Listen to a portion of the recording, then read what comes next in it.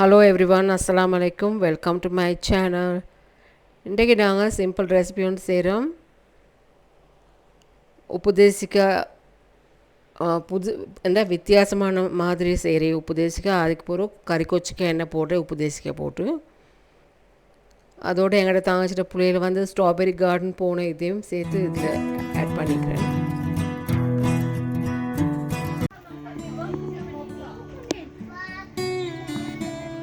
அவங்க பேத்தாங்க பேத்து ஸ்ட்ராபெரி பிக்கிற இதெல்லாம் ரெக்கார்ட் பண்ணியிருக்கேன். அதையும் பாருங்கள், எல்லாருக்கும் பிடிக்குமே நினைக்கிறேன்.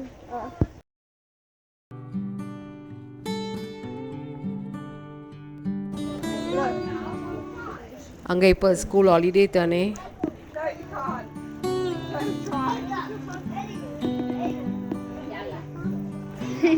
Look how much strawberries I got. Yeah, that's it.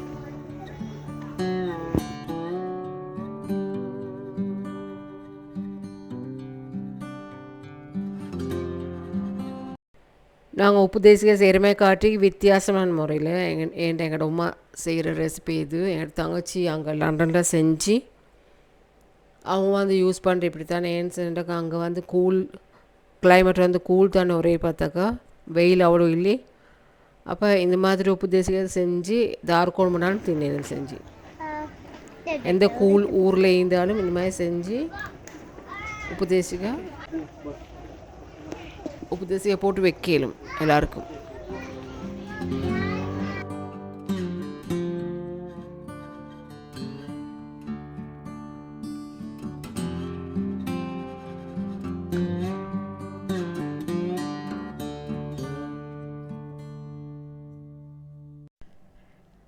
இந்த மாதிரி பெரிய தேசிக்காய் எடுத்து இந்த மாதிரி ஆஃப் மஞ்சளும் ஆஃப் பச்சையுமா இருக்கிற தேசிக்காய், இது தான் நல்ல காய் உப்பு தேசிக்காய் போடுறது.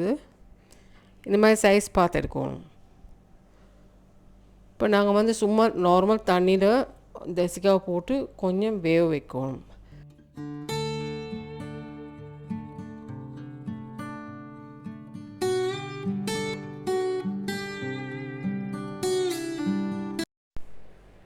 பச்சை தேசிக்காயோட கலரும் நாங்கள் தண்ணியில் போட்டு கொதிக்க வைக்கக்குள்ள அது கலர் மாறுறையும் அதில் விளங்கும் நல்லா.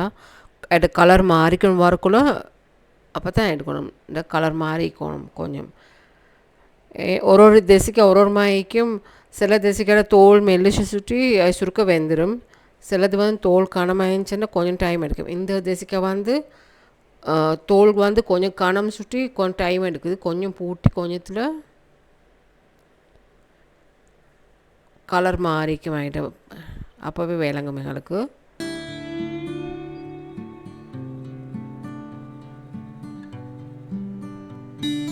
இதை தோல்கும் கணம் சுற்றி கொஞ்சம் இன்னும் கொஞ்சம் வேக வைக்கணும்.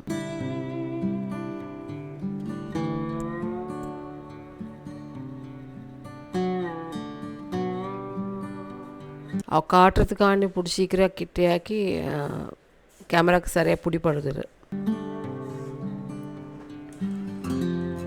இப்போ எல்லாத்தையும் வடித்து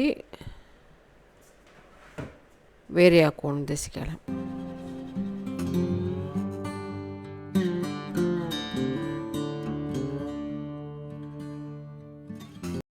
இந்த அளவு ஆக்குள்ள நேரம் மாறி வரக்குள்ள எடுத்துடணும்.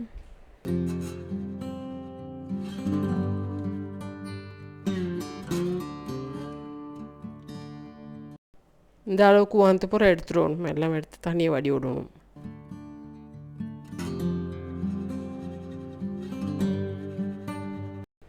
தண்ணியை வடி விட்டுட்டு கொஞ்சம் ஆற வைக்கணும், ஆற விடணும். ஆறினத்துக்கு பிறகு தான் அதுக்கு கட் பண்ணி உப்பு போடைக்கி. இந்த இதுக்கு வெயிலெல்லாம் நிறைய இந்த நல்லா உச்சி வெயில் ஈக்கோன்மெண்ட் எல்லாம் ஒன்றுமே இல்லை. ஜஸ்ட் இதை செஞ்சு இந்த உப்பெல்லாம் போட்டுக்கிட்டு ஜன்னல்கிட்ட வச்சா போதும் ஒரு கிழமைக்கு போட. அது மட்டும் இல்லை, அதுக்கு இன்னொரு ட்ரிக் ஒன்று மீக்கி தெரியும் தானே. உப்பு தேசிக்காய் போடுறதுக்கு தேசிக்காய் வெட்டு எப்படின்னு சொல்லி அதையுமே வெட்டணும்.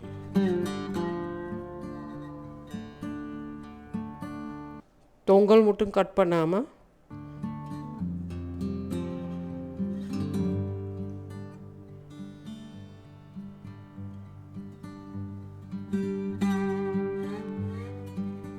இந்த மாதிரி கடைசி கொஞ்சத்தை வச்சு தான் வெட்டணும். அப்படியே கீழே விட்டுட்டு அப்படியே நாளுக்கு பீஸாகி வந்துடுவார். எல்லா தேசிக்காயும் இதே மாதிரி வெட்டி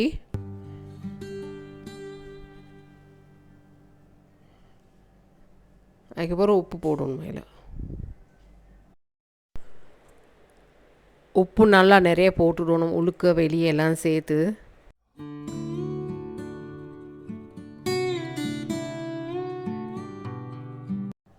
இது மாதிரி பிரித்து நடுவில் உப்பு போட்டுடணும். நல்லா இந்த மாதிரி போடணும் நல்லா நிறைய.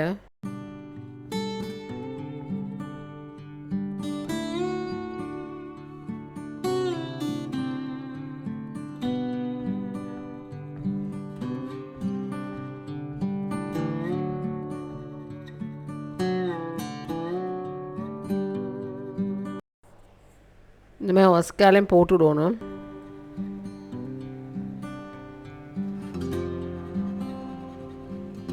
அதேமாதிரி எல்லாம் போடணும். எல்லா தேசிக்காயும் இந்த மாதிரி உப்பு போட்டு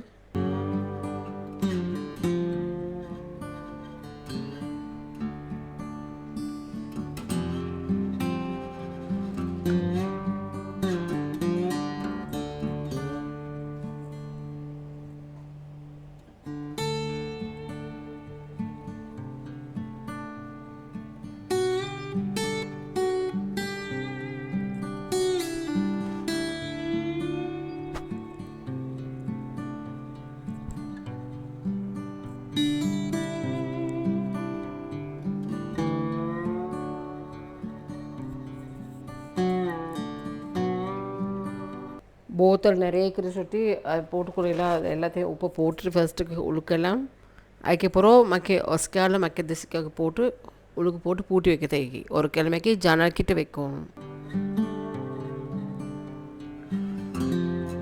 உங்களுக்கு வெயிலில் வைக்கணும்னா வைக்கலும், அது ஒரு பிரச்சனை இல்லை.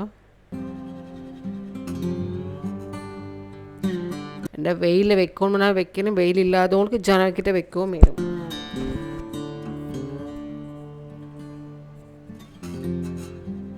நல்லா குலுக்கி மிக்ஸ் பண்ணி விட்டுட்டு வைக்கணும் ஒரு கிழமைக்கு. அடிக்கடி இனிமேல் குலுக்கி விடுவணும்.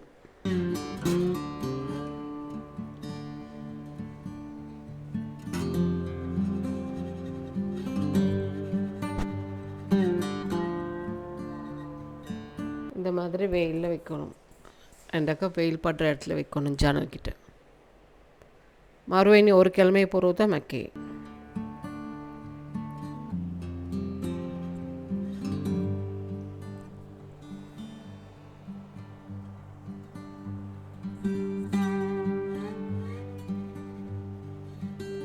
இப்போ ஒரு கிழமையை போகிறோம். நல்ல மறுவா நல்லா குலுக்கி விட்டுட்டு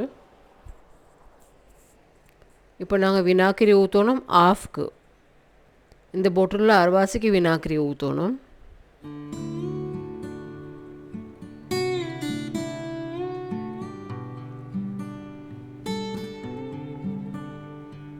மருவை போட்டு நல்லா குளிக்க விடணும்.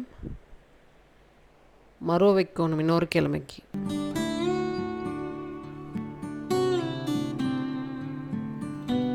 அதுக்கப்புறம் தான் எங்களுக்கு யூஸ் பண்ணலாம். எவ்வளோ பழசாகுதோ அவ்வளோக்கு நல்லா, எவ்வளோ நாளைக்கு ஒன்றுனா வைக்கணும். இப்போ நாங்கள் அந்த இது கறி கொச்சிக்காய் செய்கிறதுக்கு ஃபஸ்ட்டு கொஞ்சம் எண்ணெய் ஊற்றி சட்டியில் வெங்காயம் மட்டும் வெட்டி போட்டு இப்போ வதங்க விட்டுட்டு அதை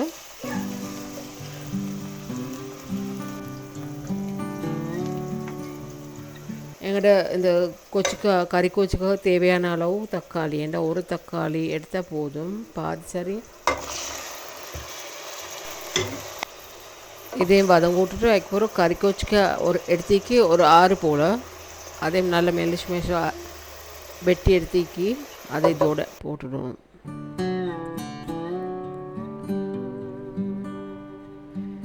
இந்த ரெசிபியும் என்கிட்ட தாங்காச்சிட்டு தான் நான் உப்பு தேசிக்காய் செஞ்சுட்டு அப்புறம் இது கறி கொச்சிக்காய் சேரி காட்டிக்கிறேன். இப்போ இதில் நாங்கள் இடித்த கொச்சிக்காய் 1.5 டீஸ்பூன் போடணும். பூ கூட்டி கொஞ்சம் வதங்க விட்ரு.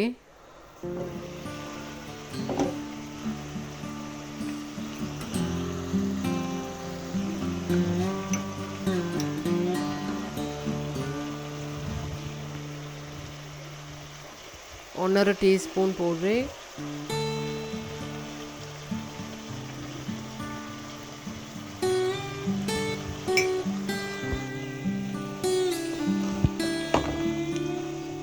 இதுக்கு இப்போ நாங்கள் உப்பு தேசிக்காய் செஞ்சோம். உப்பு தேசிக்காவால் ஒரு தேசிக்காய் எடுத்து போடுறோம் மேலே.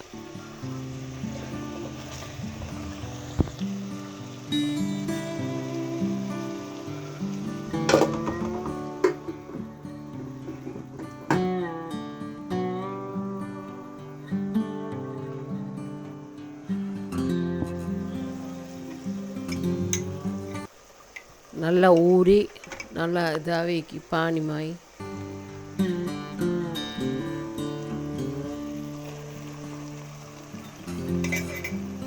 இப்போ இதை நாங்கள் துண்டு துண்டாக பிச்சு இந்த துண்டு துண்டாக வெட்டி விட்டு போடணும். மேலே பெருசு பெருசு எல்லாமே சின்ன சின்ன துண்டாக வெட்டி விட்டு போடணும்.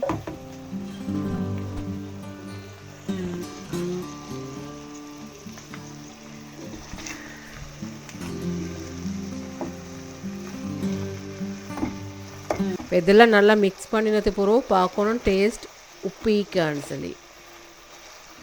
அப்படி உப்பு போதான்னு சொன்னாக்கா கொஞ்சம் உப்பு போடுவேன். சில தேசிக்கால இது புளிப்பு கூடியா இருந்துச்சுன்னா உப்பு அவ்வளோ விளங்காது. ஆக்சுவலி உப்பு செக் பண்ணிக்கோங்க.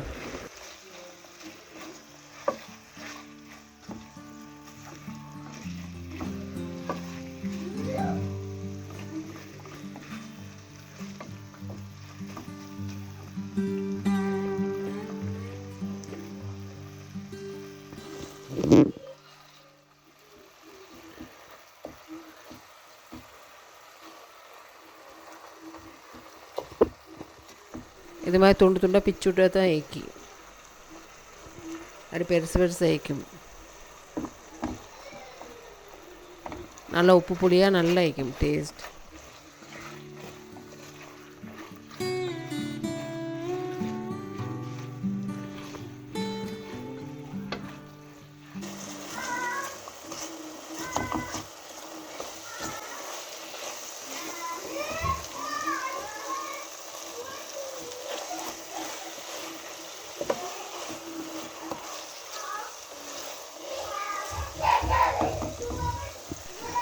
இந்த கறிக்கோச்சிக்காய் உப்பு தேசிக்காய் போட்டு செஞ்சதுக்கு மஞ்சள் சோறு கிழங்காக்கி கோழியாக்கி கறிக்கோச்சிக்காய் எண்ணெய் போட்டு சூப்பர் காம்பினேஷன். செஞ்சு பாருங்கள். இன்ஷா அல்லாஹ் எல்லாருக்கும் பிடிக்குமென்னு நினைக்கிறேன். தேங்க்ஸ் ஃபார் வாட்சிங்.